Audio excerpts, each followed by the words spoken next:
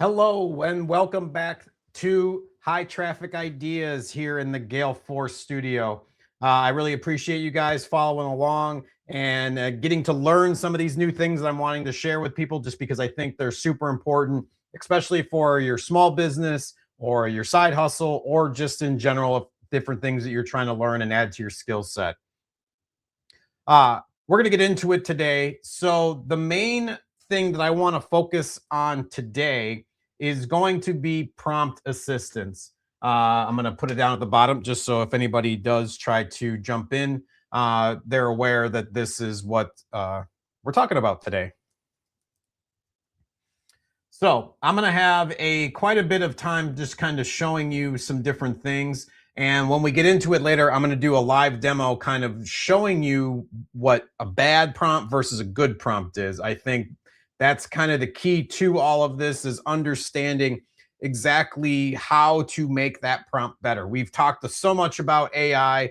And I think the biggest thing and the kind of the takeaway from a lot of conversations that I've had with different people has been the biggest thing that you need to understand is that AI is not going to take your job. There's not going to be some robot that all of a sudden comes in and takes your job in the next couple of years.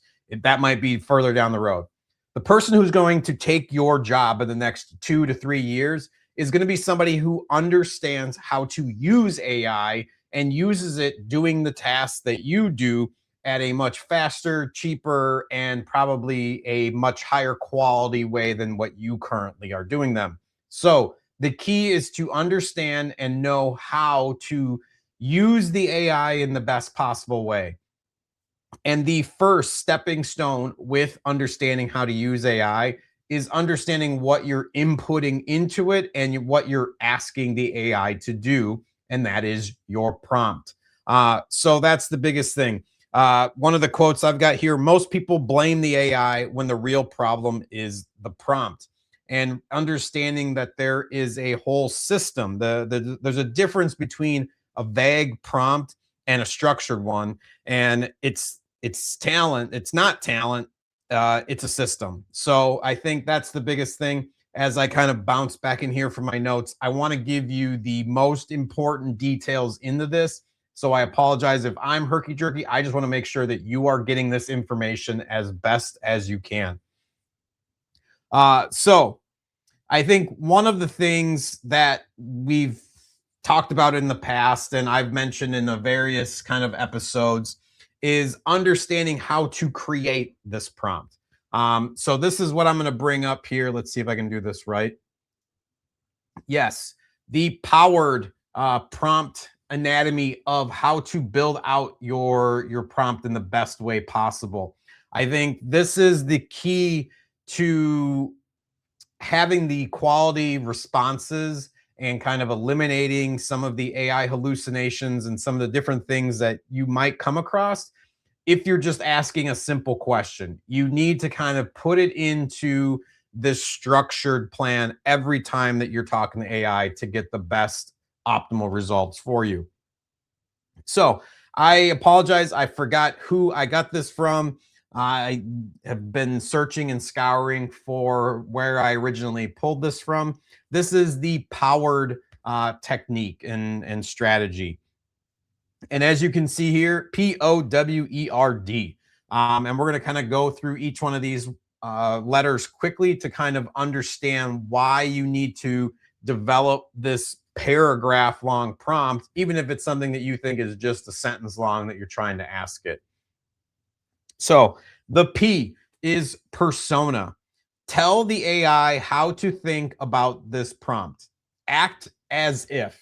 That's something I've definitely been doing, whether it's with blogs or creating my stock portfolio or whatever it might be.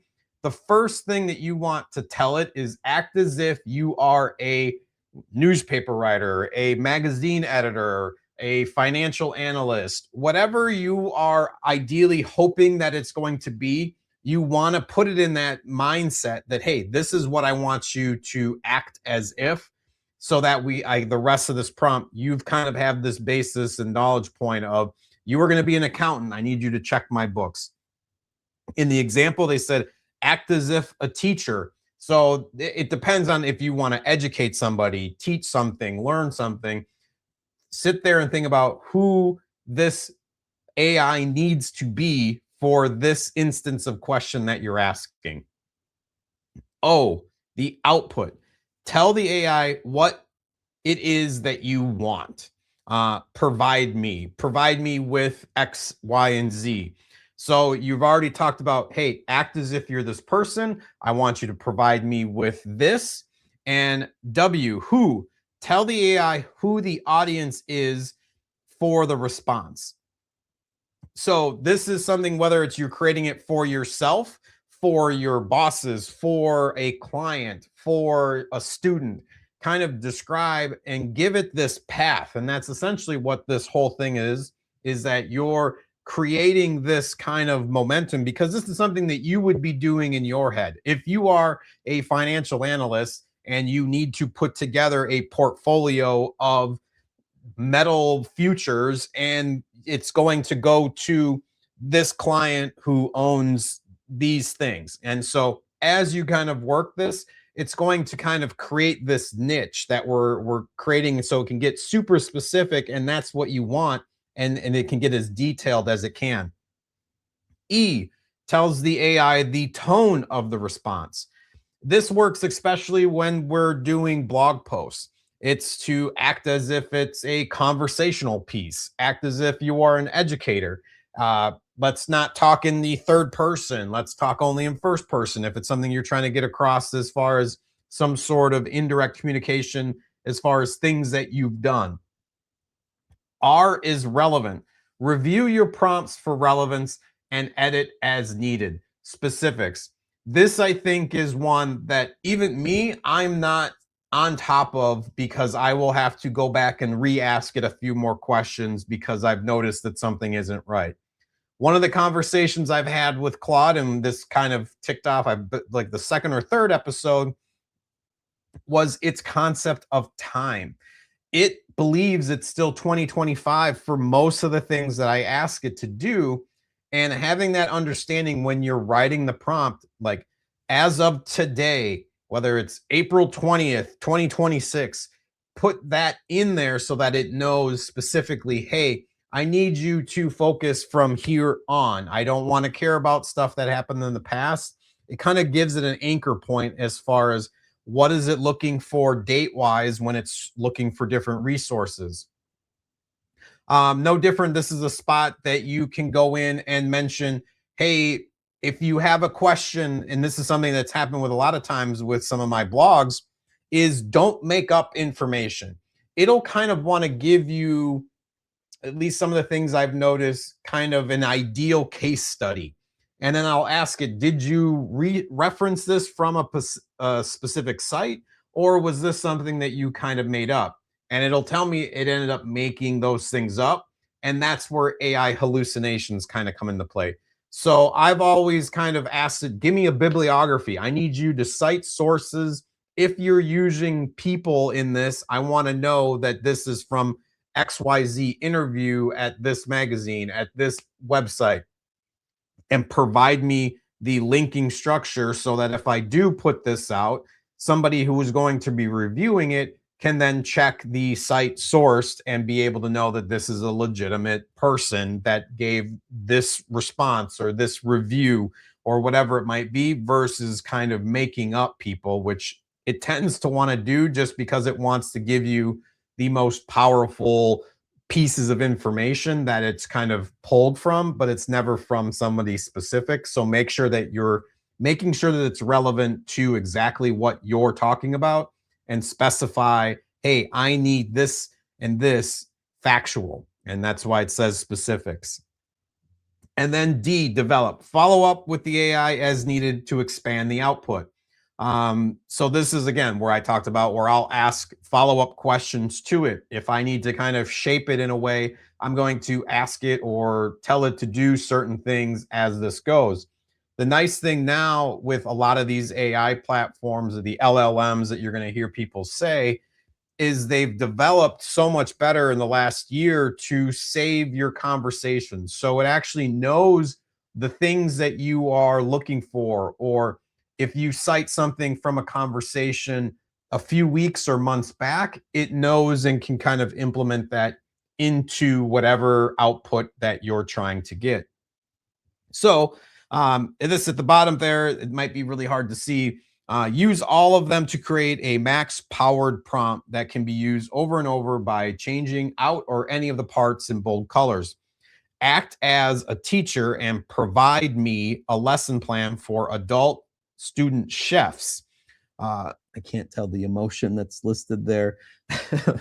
Keep it fun and engaging with humor where appropriate. Specifics are met once a week for 6 weeks, and each class is 2 hours in duration.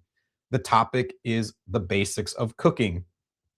And then it says, rewrite the content you provided in a script so I can use it to teach the class. Keep in mind the content you provided will be used in a presentation, so reference the information in the script and do not mimic the lesson 100%. And this is no different than this specific podcast. I asked it, hey, can you take this powered piece and create me a bulletin outline piece so that I can kind of go through and create this podcast for anybody that's interested in learning more about prompt engineering. And that is kind of what I've come across. So that's, again, this is big picture as I go through and talk about, just like what I said, this segment that Claude had given me was the anatomy of a great prompt. Break down the core components.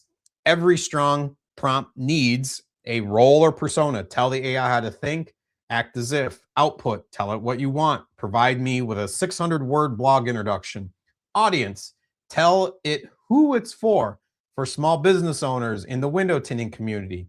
Tone or emotion, tell it how it should feel. Keep it conversational, confident, and direct. Specifics and relevance, give it guardrails, no fluff, no filler, sentences under 20 words, no em dashes. I'm not sure what that is. Develop and iterate. Don't stop at one output. Now rewrite the intro to lead with a question. As we're kind of referencing that, again, these 6 words alone will get you 80% of the way there. So if you can remember, act as, provide me, for, keep it, specifics, rewrite, your prompts are going to become so much better. You'll notice that versus just saying, and I'll show you here in a little bit as far as like what is needed to kind of put this together. So with all that being said, let's now jump over and add this. Oops, it got rid of me instead of the wrong one. We're going to remove that one. Let's go to Claude, if it's going to let me. There we go. Hello. And so now this is, again, is tricky. I'm going to pull this information direct from Claude to kind of show you. It kind of gave me this demo structure to kind of work through. So this is first, I'm going to go through the bad prompt. Let's see if I can zip over here. So this one, it's saying, and now let's see if I can bring this back over here. Write me a social media post about window tint. Now, again, this is something that a lot of you may have come across if you are a window tinter. And you just might have asked it this, and it's like, well, let's just see what happens.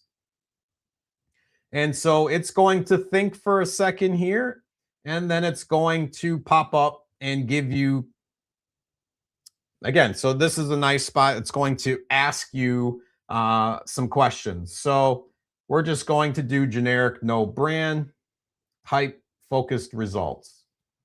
Results focus. Your car is talking before you even step on it. Tinted windows don't just look clean. They command the room, less heat, less glare, which is a great kind of social media post. And it's kind of generic and can be used across many different segments. So to me, this is not terrible. And you might be wondering, well, yeah, I'd love to use that with, granted, if you have a picture of a car outside of your shop and you've got your logo, that might work great for you. And so, but I think something to consider now is this is going to then take the prompt structure that we just went through, and it's going to kind of create this bigger, and you'll notice that it's a much longer prompt. So we're going to come over here, if I can get out of this. And what I'm going to do, since it asks me, do you want me to tweak? No, that's good. And then we're going to drop down, and we're going to drop in this bigger paragraph here. See if I can scroll this up. And so now it says, act as a social media copywriter for a local automotive window tinting shop in Philadelphia. Provide me a Facebook post on ceramic tint.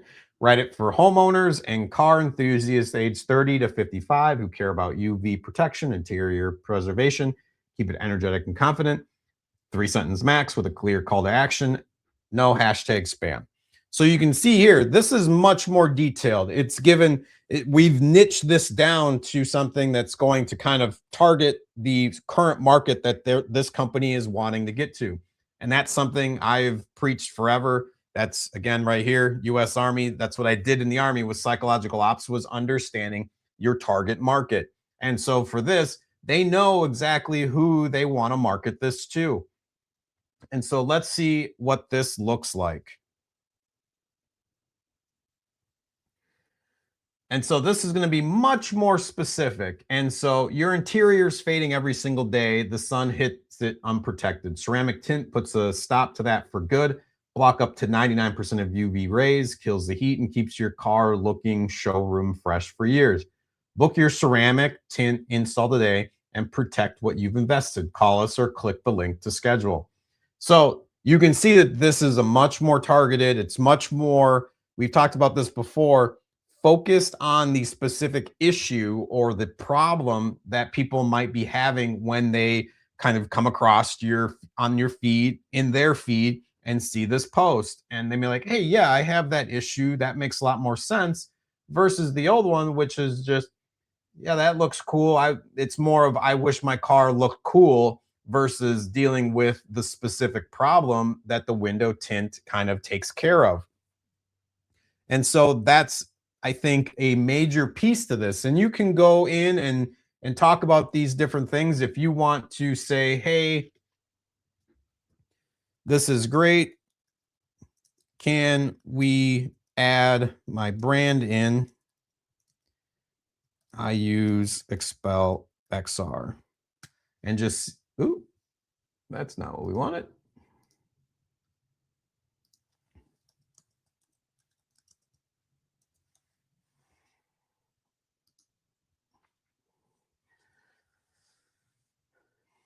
And so now it's added in Expel XR ceramic tint, and it gives you more specific. And so that's the thing too. And then again, please remember, this is for the Philadelphia community.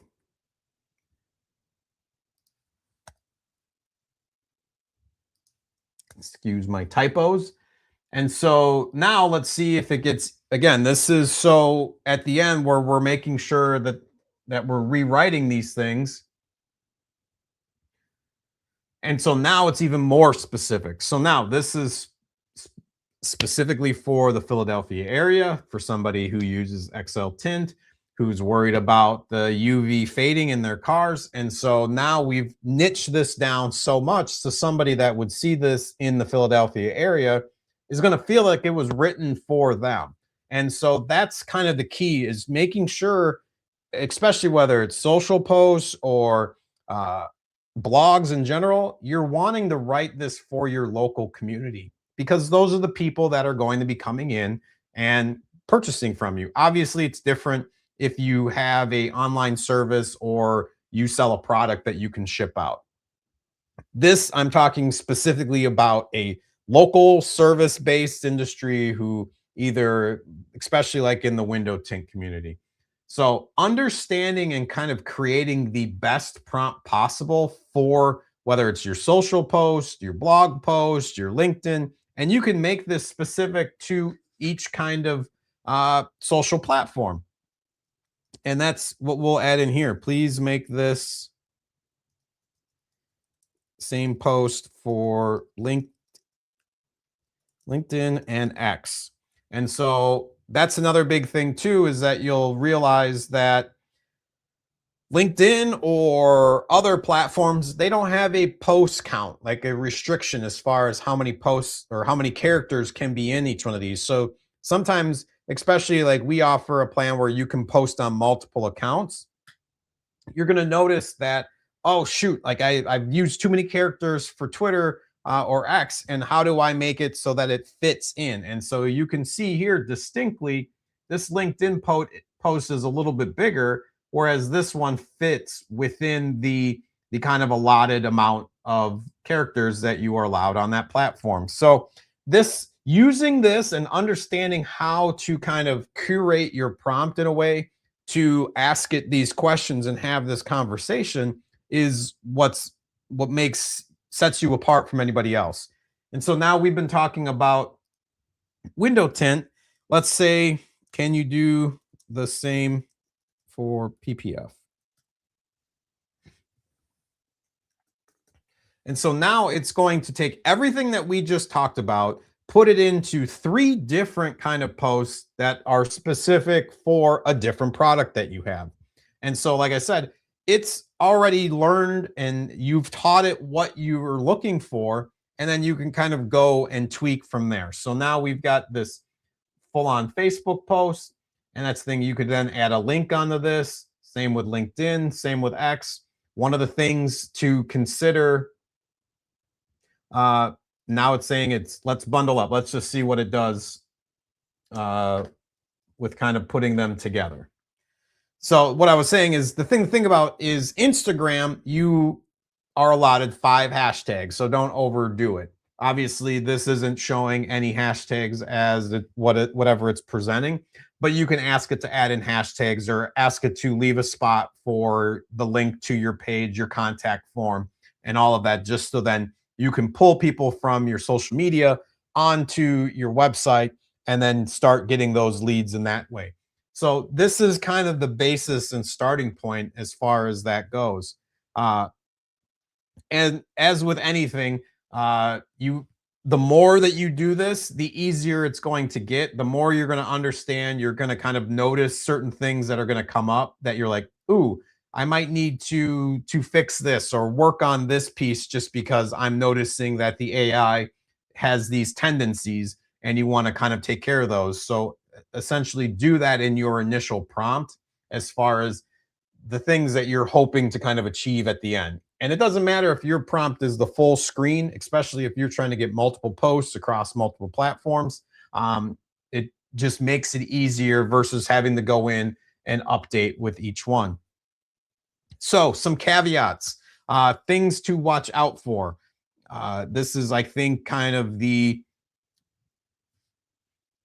basics of like what to make sure that you're not doing, or just to remember and keep an eye on as you're going through these. As I just said, good prompting still takes time. It's faster than writing from scratch, but it's not instant. Building a reusable prompt template, the library is an investment that pays off over time. And then budget 10 to 20 minutes the first time you build the prompt for new use cases. So the nice thing with Claude, and I believe Gemini, and I haven't used ChatGPT too much just because I've enjoyed using Claude, is you can have saved conversations. So I bounce around in between. If I have a certain client that I'm working on their Google ad, I have that set up at the top, whether iMagnet ads, or if I'm creating blogs for a certain customer, or if it's my own personal stuff, I've got a different conversation with that going. And the nice thing is if you want to pull now, at least it's kind of updated over the last few months, and especially whether it's you're trying to build out a personal calendar and different things, it'll pull the information that you've already put together with those other conversations and kind of puts it all together, and it knows, okay, I know this, and this. Let's correlate that into this final product or this final output that it wants to give you. And so don't panic if your output, number one, isn't perfect. That's what the development setup is for. Run the prompt 2 or 3 times if the first result feels off, and making sure to kind of change wording or change adding in things in to make sure that you're ideally getting what you're hoping to achieve as the output. Hallucinations and accuracy. AI will confidently make things up, statistics, quotes, case studies, names, like I mentioned. Never publish AI outfit without fact check pass, especially numbers and claims. If you ask it to make something up, it will and it won't tell you. So that's why I was saying before, making sure to ask it if it has the site sourced or the sources cited as far as if it's giving you any very specific information. I had this when I was trying to find about specific tin shops or car dealerships, and it was kind of giving this made up general manager as well as the shop was also made up. So just be aware of these specifics, and obviously Patrick has talked about this in the past with Marketing Mondays. Don't just straight copy paste.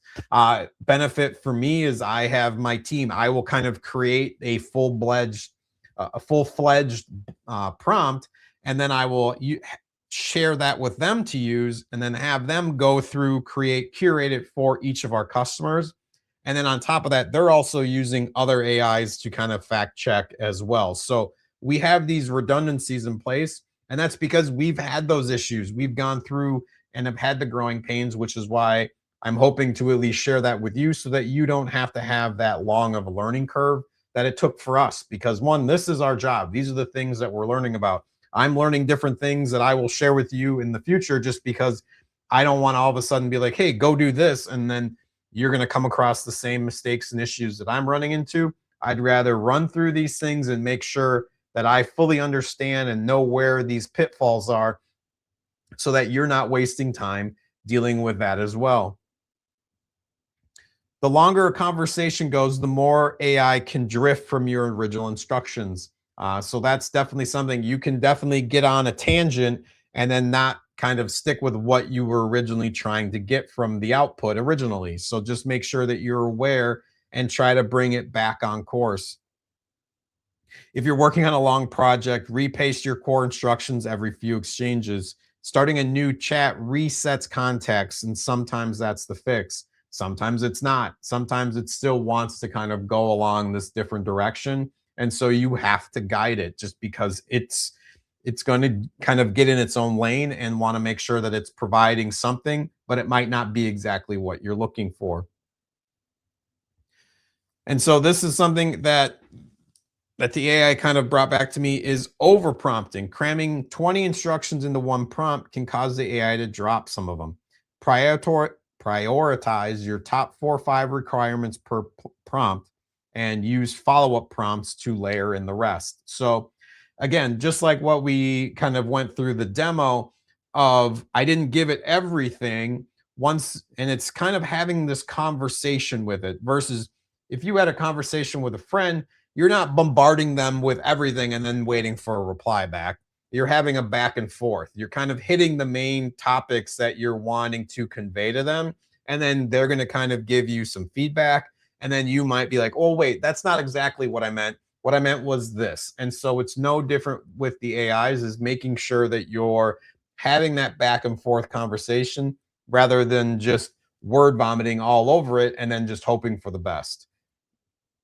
So save what works, use like a Google Doc if you've got some really good prompts, especially if you're doing evergreen content and you want to kind of repeat those things in the future. Make sure that you're saving what the different things that you like. That's, I would say, especially true if you're working on a lot of the different free campaigns, because some of your prompts might go away after 30 days and you might not have access to them. So if you like something that's worked and you want thinking, hey, I'll come back to that in a month or two with the next round of posts, it might not be there. So make sure that you're saving those, whether it's in a Word doc, a Google Doc, some sort of, or in your notes tab, whatever it might be. Save those prompts that you think are especially giving you the outputs that you're looking for. So to recap, the 3 biggest takeaways that I want everybody to kind of understand is your role, the output, and the audience. That is the foundation of all of this. So again, I will show you the power. Oops, not this one. Let's jump back into this. So the role, output, and audience. Those are those first 3. Act as if, what do you want it to give, and who is it for? Always kind of reiterate, the first draft is not the finish line. So just make sure that you're going back and checking on these things and making sure that it's giving you the output that you initially wanted versus kind of it's giving you its own ideas as far as what you should do. And fact check everything before it goes out. I think that is the number one thing that we will constantly remind people about is that AI is absolutely great. It can speed things up so fast, but also realize that it's going to sometimes make things up if you don't keep it on, give it guidelines or guide rails as far as what you're looking for, or asking it to make sure that it's not giving you false information. Uh, if you guys are interested in getting that powered template, please just reach out. I will try to see if I can add it into the comments. Otherwise, reach out. You guys can email me here at ronnie@imagnetmgt.com and I can send it over to you. As well as with anything, I also have my 2026 AI software guide that's available. And so that runs through about 70 different AI platforms, LLMs, different kind of softwares that are out there that you can use for a variety of uses, from finance to creation to uh, presentations, all kinds of different ways that you can do it. I think there was even one for creating your own clothing apparel. Uh, so please reach out if you have any questions. I would love to share those things with you. I'm just here. I want to make sure I can help you guys better understand just what's going on in the AI world with any kind of high traffic idea to help you kind of better your business, side hustle, or just your own education as far as things go. I think it's really important to have an educated consumer, customer, friends that if there's things that you have questions about or want me to kind of highlight in the next few episodes, please leave it down in the comments. We have some guests later in the week. We're going to have some guests kind of the next few weeks as far as things go. A lot of different marketers that we're going to talk to. There's many different things that, not that I don't cover specifically, but there's so many different niches as far as different kinds of ads, different kinds of social, different kinds of content creation or marketing strategies that are out there, whether it's for your brand or for your personal. I think that I want to be able to share those with you. Yes, we're all in kind of the same sector as far as things go, but I feel that there is an abundance of information that's out there. A lot of times we get bombarded by everything that we're seeing, whether it's on social media, things that we're reading on the news. I want this to be a place where I can help educate you so you have a better understanding of all of these big topics that are out there and make it much easier to understand. So please reach out if you have any questions. I thank you for sticking around if you watched most of this or all of this. Again, I'm Ronnie West from iMagnet. I am here in the Gale Force Studios, and this has been High Traffic Ideas, and we will see you.